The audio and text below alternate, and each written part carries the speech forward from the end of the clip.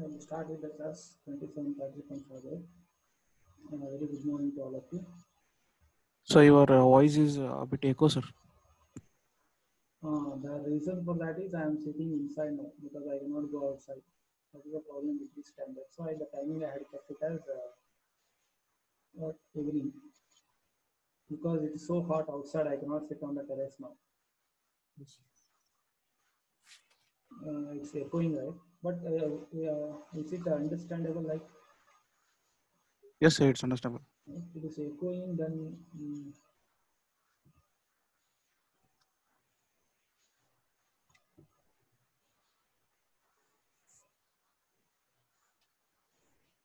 if the students are any of them are not understanding, they can ask here in the chat. Because I cannot sit outside. Okay, this is where I wanted to continue. Type casting. Type casting, there are two types in this one, type promotion and type narrowing. So type casting is also called as type conversion or only simply casting. So what actually the type conversion, this is what is dealing with data types. So if there are two compatible types, so I'll explain what is a compatible type. If there are two compatible types, then Java will perform the type conversion automatically. So that will be done by Java itself automatically. That is called as automatic type conversion. So there are two types, automatic conversion and explicit type conversion. So first one will be looking into Java's automatic type conversion. So one automatic type conversion will take place is when these two conditions are met. What are the two conditions? The two data types are compatible.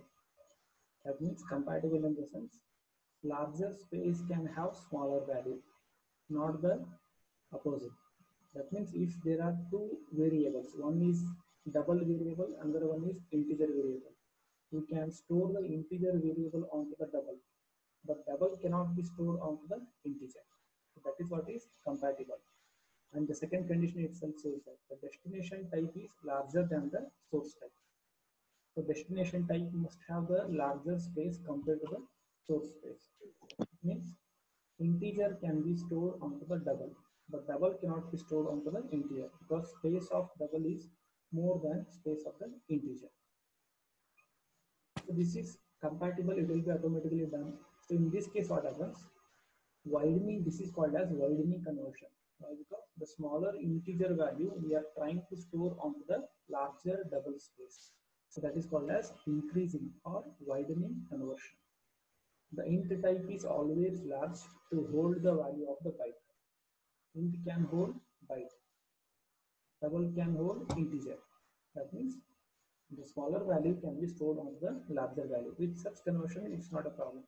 But when it comes for the incompatible types, that means I want to store larger value in the smaller space. That is, we want to assign int to a byte. Then it is called as narrowing conversion. Byte will take 8 bits, whereas integer will take 2 bytes or 4 bytes depending on the system. Now larger value we are trying to store onto the smaller value. Int is larger and byte is smaller. Larger value we are trying to assign to smaller value, then that type of conversion is called as a narrowing conversion. So that type of conversion is called as a narrowing conversion. The narrowing conversion will be done exclusively by the programmer. This is the general syntax for that, target type and the value. That means to which type you want to convert which particular value. This is general syntax. We'll be clear with the specific examples. I will take the specific example here. A is an integer variable, B is a byte variable. So we know that byte is smaller than the integer. So but still we are trying to do what? We are trying to assign A to B.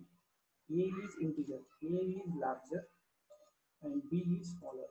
So we are trying to assign larger value to the smaller variable. In that case, you have to perform explicit type casting. So what is the target type here? The syntax, look at the syntax. Target type, to which type you want to convert? I want to convert to byte.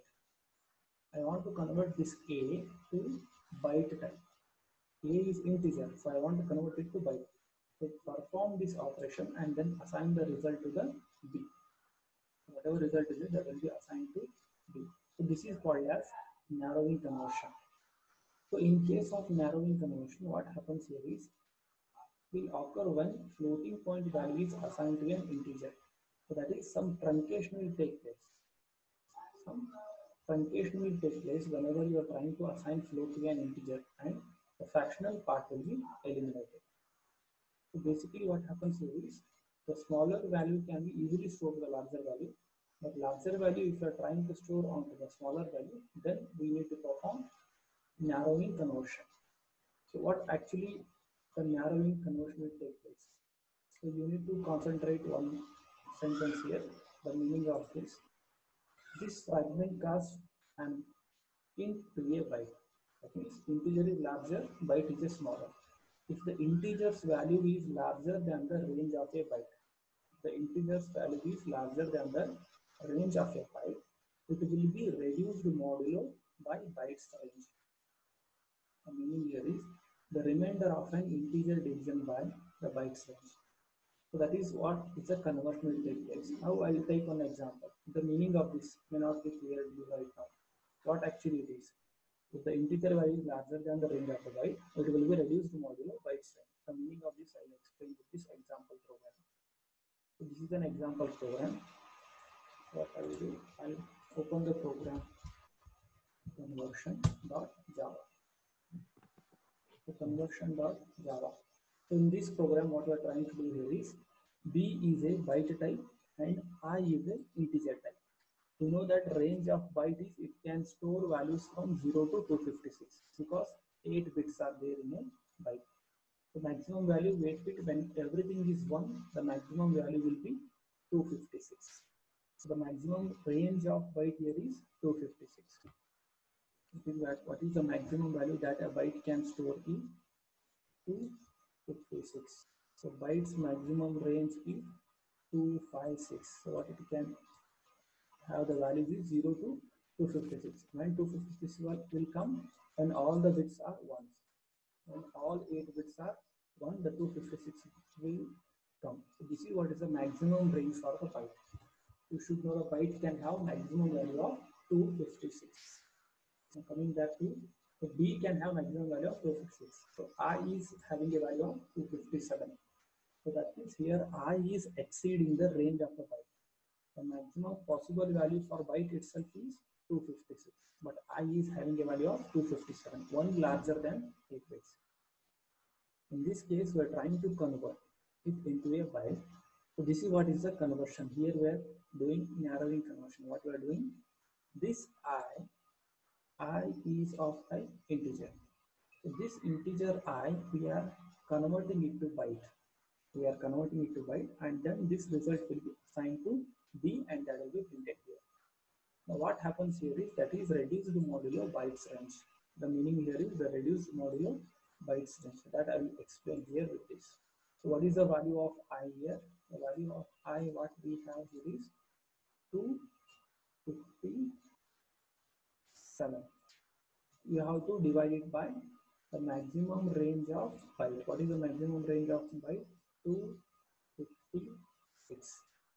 256 is the maximum range of the byte. So when you want to divide it 256 into 1, what value will you get? 256. So when you perform modulo operation, what modulo will give? Modulo will return always the remainder value. So 256 into 1, what is the remainder? We will get remainder as 1. So this is what is meaning of reduced modulo bytes range. Whatever value you are trying to convert, that value must be divided by the bytes range. That is maximum range of the byte. That is 256. So 256 into 1 will get the value as 256, and the remainder here is 1. So this is the result of reduced modulo bytes range. The meaning of reduced modulo bytes range of the byte, divide that number and whatever remainder you get. If it is 259, the remainder will be what? 3. If it is 258, the remainder will be 2. So whatever remainder you get, that will be the answer.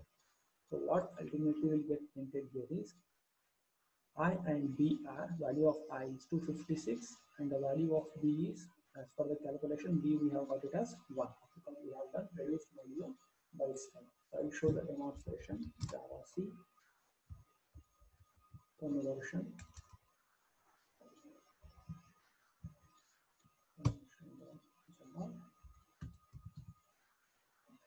Java conversion. Right? So you can see here, this statement will be printed as it is. I'm trying to convert integer to byte. So I'm trying to convert integer to byte. I and B are, so value of I is printed as it is, that is 257, and B will get the value of 1 because we have converted integer to B. So the meaning of reduced modulo by string you should understand. I will be taken, value I will be taken, divided by maximum by strings. Then whatever remainder you get, this will be the answer of the reduced modulo by string. So the meaning of this sentence here, it will be reduced modulo by string. I hope is it clear, or any doubts in the chat session you can ask. If you want, I will repeat it once again. Why the value of B is 1? Why this value of I is 257 we have assigned and B has got as 1? Why? Because I have divided by the maximum range of the byte. Because we are casting it to the byte. Integer we are trying to convert it to byte. Okay, I continue the next part. So automatic type promotion. So the meaning of automatic type promotion here is, so whenever you are performing expressions, this is one expression. If intermediary results are exceeding the range, automatically the variables will be promoted. So that will be automatically done by the Java. So we know that byte's maximum value, what maximum value byte can hold is 256. So byte can hold a maximum value of 256. So there will be situations in which in an expression the range may go beyond that. Here all are bytes. Byte A, B and C, all three are variables of type byte. But when you perform this expression here, when you perform this expression A into B, so the value of this will exceed because A into B will become 2000, right? 40 into 50 is 2000. Then the outcome of this is 2000. So there must be some operand to hold the result of this. There must be some operand to hold the result of this. So that will be automatically converted. When the range is increased, the result of intermediary term A star B is easily access the range of the either of the byte operand. So to handle this problem, Java automatically promotes each byte to integer. So whenever such things occur in an expression, Java will automatically take care of that and it will increase the byte character to integers, larger space, whichever is sufficient to hold the results. When it comes for the string, Java string type is called this exclusive class called string. It is not a simple data type in Java. So there is an exclusive class called string and it is going to represent the object. So this string type is always used to declare this. There is predefined string type, that is class available in Java. So directly you can use that to declare the variables of string. So we can also make use of the double quotation, that is string. When you write this string class, str is an object. The meaning of this I am explaining. Str is an object of type string. For that object, we are giving some initial value called this is a string. So it is perfectly aligned, and directly we can pass that str to the println function to be able to print the value called this is a string. Now one typical question. This is again a difference between C, C++ and Java. So Java does not support or allow the pointers. So Java is not going to allow the pointers. You will get very typical question explaining the reason why pointers are not allowed to be used in Java programming language. In interviews will be asked usually. I'll explain this theoretically, you can read it. So I'll explain why we are not supposed to make use of the pointers in Java. If you remember, this is already explained to you once in the class I have explained. If this is the memory of our computer system, and what I will do here is, if this much is the space reserved for Java execution environment, if I have reserved this much amount of space for the Java, so from the outside world, from the outside server, if you download some of the programs, then those outsiders must be allowed only to access this part of the program, not this part of the space. Memory, I'm telling memory.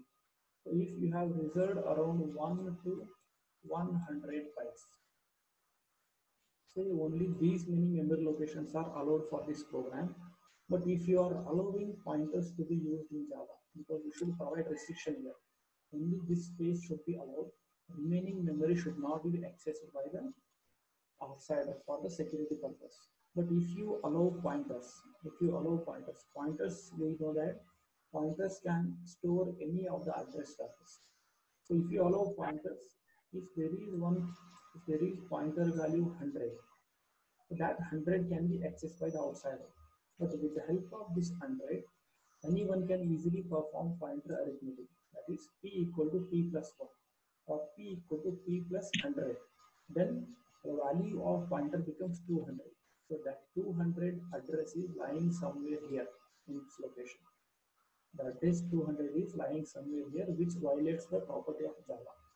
So that is the reason pointers are not allowed in Java. We are supposed to restrict access to only this part of the memory.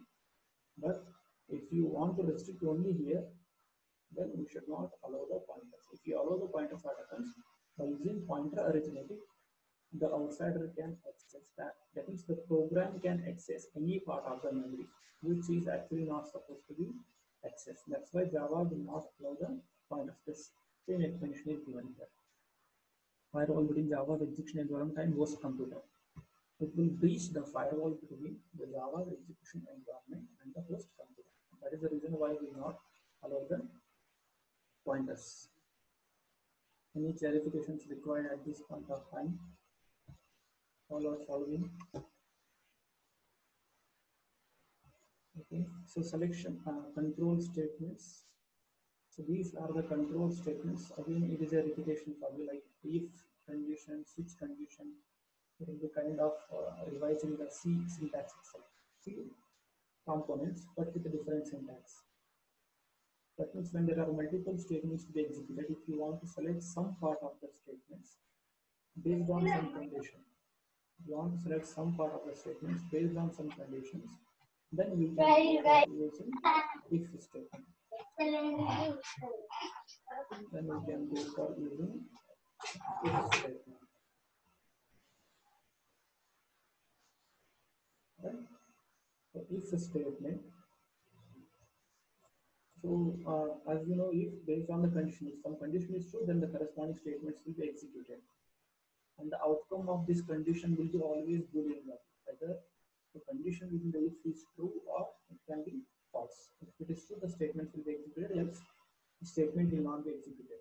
Similarly, nested if and if else if ladder, all these conditions, I'll give simple demonstration. If sample of Java. So what happens here is in this, we have taken two values, x equal to 10 and y equal to 20. So if x is less than y, is it true? This condition should be checked first. X is 10, y is 20. 10 is less than 20, it is true. When this is true, the corresponding statement will be executed. So what will get output? We will get output as x is less than y. So we will get output as x is less than y. Next thing what is being checked here is, next for that x we are multiplying it by 2, x into 2, x present value of x is 10, 10 into 2 will be 20, so that 20 again we are assigning it to x. Right now the value of x is 20. Now is x is equal to y, will be true here because value of y is 20 and new value of x is also 20, so 20 is equal to 20. Again this will be executed. Ultimately, we are checking some condition. The if condition, if it's true, execute the statements. Then the x is being multiplied by 2. The value of x here is 20. So that 20 into 2, it will become 40. So new value of x here is 40. Is x is greater than y? Is it true? So it is true in this case. Why? Because new value of x is 40 that 40 is greater than 20. So x is now greater than y. Obviously, this will not get executed now because x is 40, y is 20. So this will be false. So ultimately, what statements will get in the output? X is less than y, x now equals to y, x now greater than y. So I show the demonstration. If sample Java example, right? X is less than y, x now equals to y, x now greater than y. So just check some condition. If it is true, execute the corresponding statements within the if. That is how the if statements work. Similarly, coming for the switch, when there are multiple options to be selected, we go for the switch statement. We will be having one expression within the switch statement, and that expression value will be verified or compared with the literals values for each and every case. Wherever match is found, the corresponding block of statements will be executed. If no match is found for any of the literal values in the expression, then default statement will be executed. The default statement will be executed. So this is some sample scenario. We're just trying to check with value of I is given. Switch statement check it with the I. So in this case, which case will match? There are two cases, case 0 and case 1. So first case 0 will be checked with this value of I. So expression is 1, but literal value is 0. So this statement will not execute. Then coming to next case, expression is 1 and the literal value is 1. So this here is a match and I is 1 will be printed and break. Break causes us to come out of the switch statement. Stop the further execution of switch statement. Nested switch statement, similarly, we can write one switch statement within the switch statement. So when it comes for the iteration statements,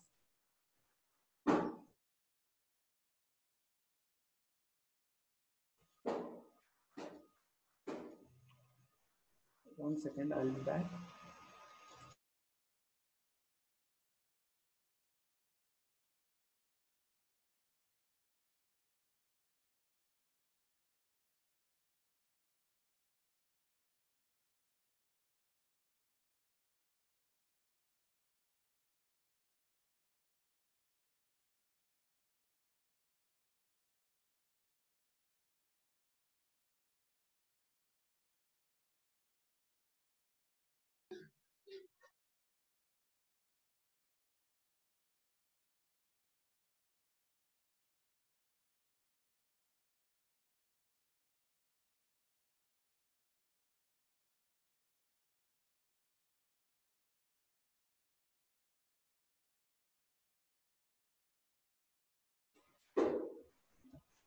The while statement will have, I hope voice is audible now because I have changed the microphone.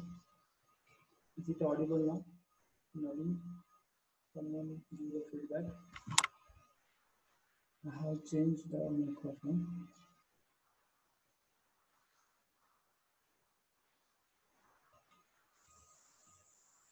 Okay.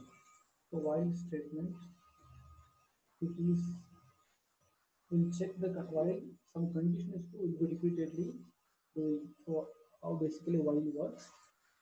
If the condition is true, execute body of the loop. Then for incrementing, then again check the condition and execute body of the loop. So while statement, I'll take one example. While the Java, right? This is simple execution which shows how the while loop works. So here we have taken normal variable called n and we have assigned a value of 10 to that. So while this condition is true, you have to repeatedly execute body of the loop. So what is present in body of the loop? We are just displaying one word called tick and value of n. So it starts from n, then decrement it by 1. For the first iteration, the value of n is 10. 10 is greater than 0. Condition is true. Then display that 10. Tick 10. Then n will be decremented. So our new value of n will become 9. Go back again and check the condition. So 9 is greater than 0. Again the condition is true. Tick 9.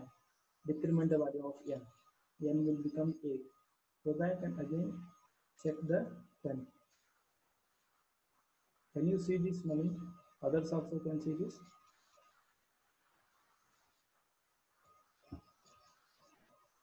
One second.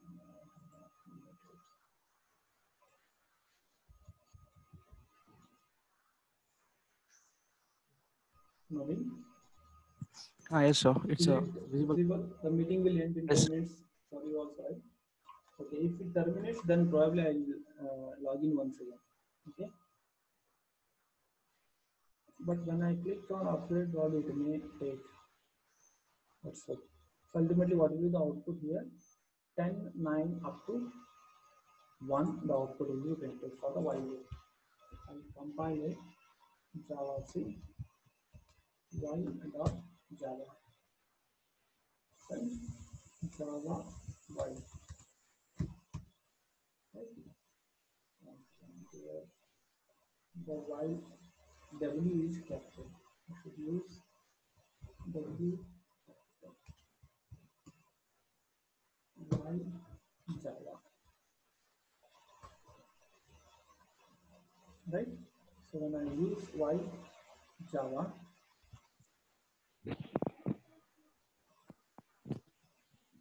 pick 10, 9, 8, 7, 6. So it is starting from 10 and it is going up to 1. Starting from 10 and going up to 1. That is how the while loop works. Similarly, the do while loop also works. Do while loop, first we'll check the condition. First we'll execute body of the loop. First, the body of the loop will be executed.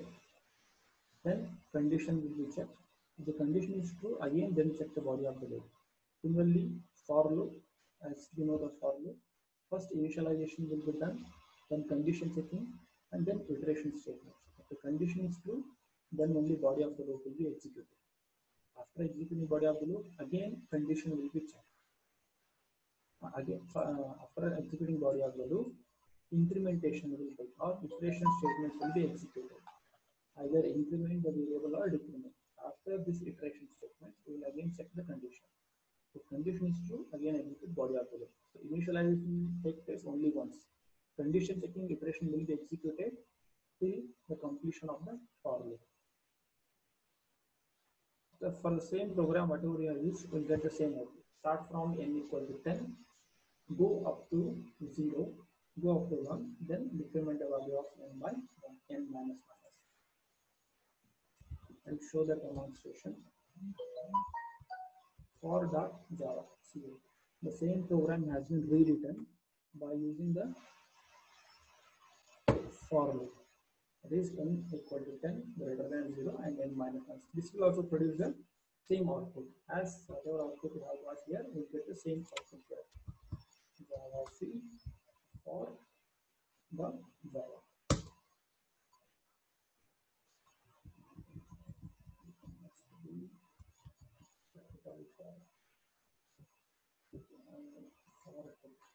The bytecode value here is, because the name of the class here is for tick. I should use for tick dot Java.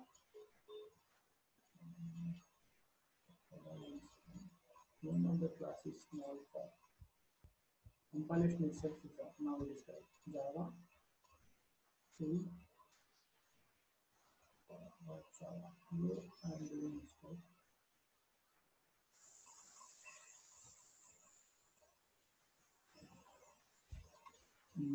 Where can anyone?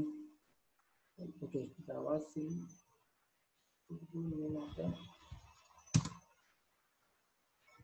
of the class is for right.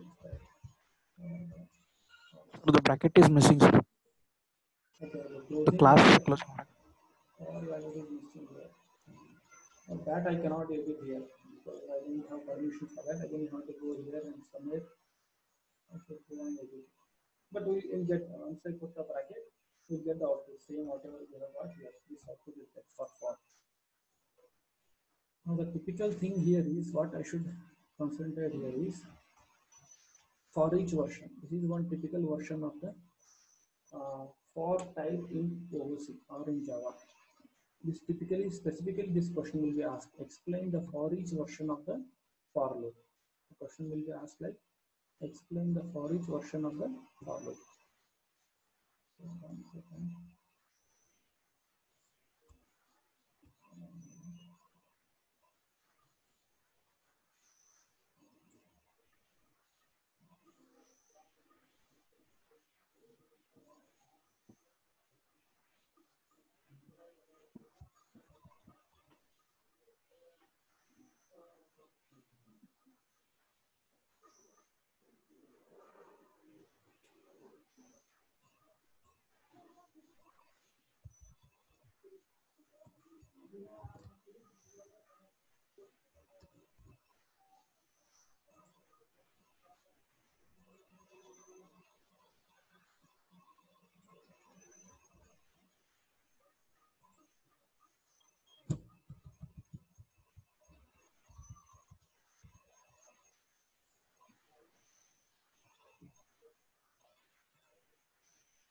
Right, what I was explaining for each, right? So for each is a different type of for loop.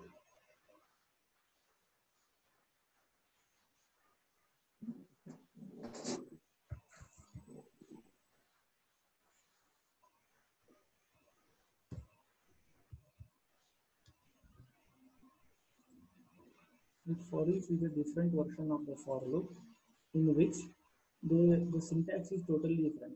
We will be not having initialization, condition checking, and incrementing.